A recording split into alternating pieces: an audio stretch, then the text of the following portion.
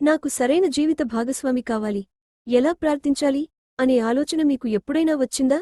ప్రార్థన ఎలా చేయాలి, ఎలా చేస్తే దేవుడు ఆలకిస్తాడు, ఎంతసేపు చేయాలి అనే ఆలోచనలు? ప్రార్థన అంటే పెద్ద పెద్ద మాటలు కాదు, తండ్రితో మనిషితో మాట్లాడినట్టు మాట్లాడడం. ఒక్కసారి ఇలా ప్రార్థించు. తండ్రీ, వివాహం అనేది అన్ని విషయాలలో ఘనమైనది అని మీరు మీ వాక్యంలో రాయించారు కదా. అవును, నిజమే, నేను నమ్ముతున్నాను. కానీ దేవా, నిజంగా చెప్పాలంటే నాకు ఏమీ తెలియడం లేదు. నాకు ఎలాంటి జీవిత భాగస్వామి కావాలో నాకు తెలియదు. నా ఆలోచనలు, నా జ్ఞానం, ఈ లోకరీతులు, ఇవి అన్నీ పరిమితమైనవి. నేను నా మనసు చూసుకుని నేను ఎంచుకుంటే నాకు తర్వాత సంతోషం వస్తుందో బాధ వస్తుందో నాకు తెలియదు తండ్రి. కానీ నన్ను సృష్టించింది మీరే. నా తల్లి గర్భంలో పిండముగా రూపింపబడకముందే నన్ను తెలిసింది మీరే. నా మనస్తత్వం, నా ఆలోచనా విధానం, నా బలహీనతలు, నా బలాలు అన్నీ మీకే తెలుసు. అందుకే తండ్రి, మీ చిత్తప్రకారమే ఎవరైతే నాకు సరిపోయే వ్యక్తి ఉంటారో ఆ వ్యక్తినే నాకు జతపరచండి. అడిగేది ఇదొక్కటే తండ్రి, మీ చిత్తం కాని జత నాకు వద్దు. నన్ను మీ నుండి దూరం చేసే సంబంధం ఎంత మంచి కుటుంబం నుంచే వచ్చినా వద్దు తండ్రి. నా మనస్సును మీ దారిలో నడిపించండి. మీరు ఎవరిని రూపొందించారో, ఎవరిని సిద్ధం చేశారో, ఎవరితో నేను ఆత్మగా, మనసుగా, దేహంగా ఏకమవ్వాలో వాళ్లని నాకు చూపించండి. తండ్రి, ఎంతోమంది పెళ్లి అయ్యాక ఎంత బాధలతో జీవిస్తున్నారని నేను ఈ కాలంలో చూస్తున్నాను. గొడవలు, అర్థం కాని మాటలు, వదిలిపెట్టాలనే భావాలు. కానీ నాకు అయితే అలాంటి వివాహం రానివ్వకండి.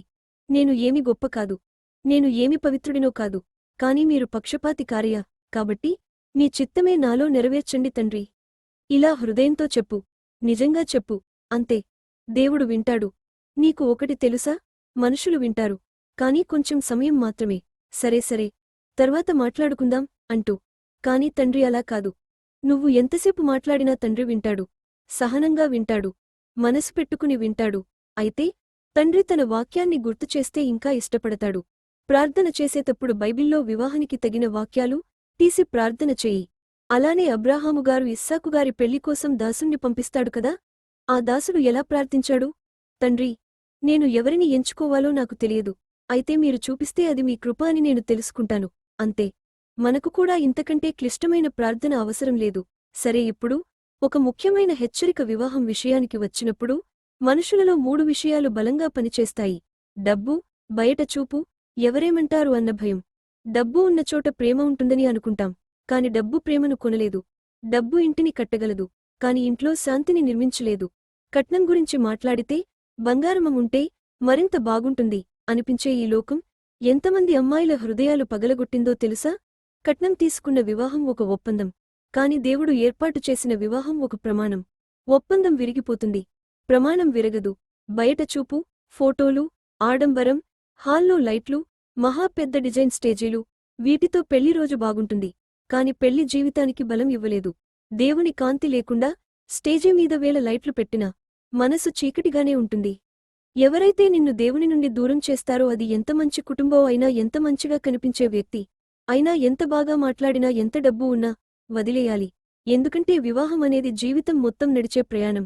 చేతులు పట్టుకుని, మనసులు కలిపి ప్రార్థనలో నిలబడాలి. వివాహం అనేది రింగ్ వేసుకోవడం కాదు, ఒకరి ఆత్మ ఇంకొకరి ఆత్మకు కట్టిపడేయబడడం.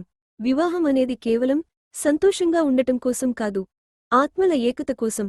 దేవుడు ఇద్దరిని ఒకటిగా చేయడానికి ఇద్దరు కలిసి పెద్ద జీవితాన్ని నిర్మించాలి. అందుకే నువ్వు భయపడకు, అలజడపడకు, అటు త్వరపాటు చేయకు. దేవుడు నీ హృదయం ఏం కోరుకుంటుందో నీకు చెప్పకముందే ఆయనకి తెలుసు. దేవుని దగ్గరకు రావడం అంటే కష్టం సమయంలో మాత్రమే కాదు, జీవితాన్ని ఆయన చేతుల్లో ఉంచడం. ప్రతిరోజు ఉదయం 3 గంటలకైనా లేక నీకు వీలైన నిశ్శబ్ద సమయంలో అయినా నిశ్శబ్దంగా లేచి అతని పాదాల దగ్గర కూర్చో. కన్నీళ్లు వచ్చినా ఆపకు. కన్నీటి ప్రార్థన ఇంకా బలమైనది. మాటలు రాకపోయినా ఆపకు. గుండెతో చెప్పు, ఒక చిన్న పిల్లలా చెప్పు. ఎవరూ లేని గదిలో నిన్ను ప్రేమించే దేవుడు మాత్రమే ఉన్నాడని భావించి చెప్పు.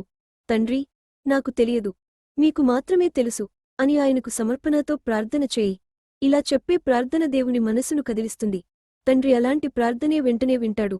అతను కేవలం వినడం కాదు, నడిపిస్తాడు. అవకాశాలు తెరుస్తాడు. తప్పు వ్యక్తులను దూరం చేస్తాడు. సరైన వ్యక్తిని నీ ముందుకు తీసుకొస్తాడు. అతను వెనకబడ్డ ప్రేమ కాదు, అతను దినము రాత్రి కాపాడే ప్రేమ. ఎందుకంటే అతను నీ తండ్రి. మరి నిన్ను ప్రేమించడం అతని పని.